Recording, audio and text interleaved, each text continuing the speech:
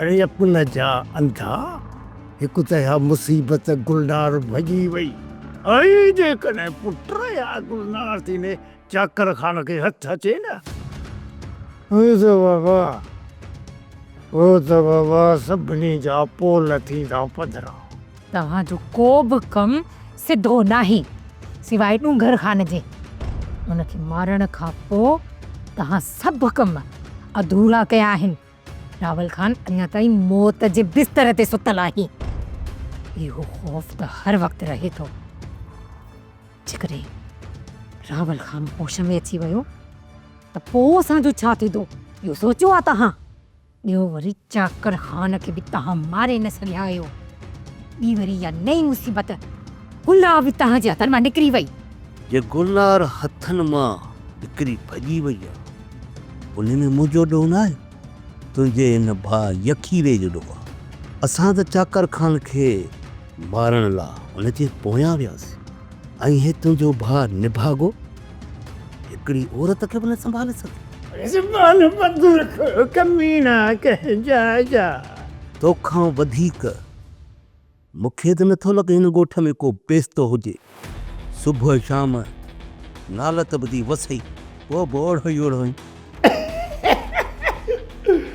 हेॾो जो रोज़ ज़मीन जो बेस्तो मुंहिंजे साम्हूं बीठो आहे ऐं हिन खां वधीक मां कहिड़ो मिसाल ॾियां? आहे पोइ हिन दुनिया में मिसाल? मां चवां खो मैडम जे साम्हूं एतिरो न ॻाल्हाए पंहिंजे वात खे लॻाम ॾे, न त उहे ॾियारी वारा बूटा हणंदो साईं जो यादि कंदी। मारे तारा गोल तारा अहिड़े मूंखे मारण जा ख़्वाब पुट कॾहिं खां ॾिसी पियो। बस हाणे बस।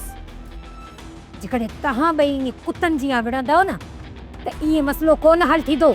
इहा माई पंहिंजे भाउ ॾे वई हूंदी, तूं टेंशन न वठ। हुतां किले यूंटन मां वठी अची तुंहिंजी परसां चलाई थो। चाकर खान जे होश में अचणु खपे कयां इन माई गुलनार खे ख़तमु करे छॾियो, न त तव्हां ॿई मुंहुं लॻंदो।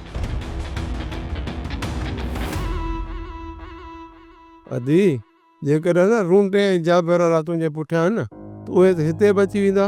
बाबा मां त चवां थो हुननि जे मथां पुलिस जो केस कयूं। पुट अख्तर तूं छा थो सम्झी?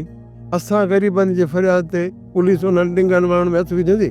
अदा जेकॾहिं पुलिस उन्हनि खे गिरफ़्तार करे हा ऐं मूंखे पुलिस जे मथां भरोसो हुजे हा पोइ मां हिते छो अचां हा?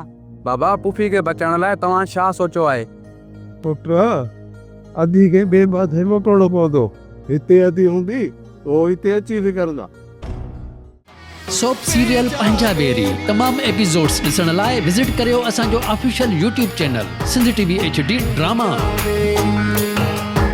सब्सक्राइब कयो असांजो official YouTube channel Sindhi TV HD drama ऐं वधीक अपडेट लाइ बेल आइकन खे क्लिक करियो।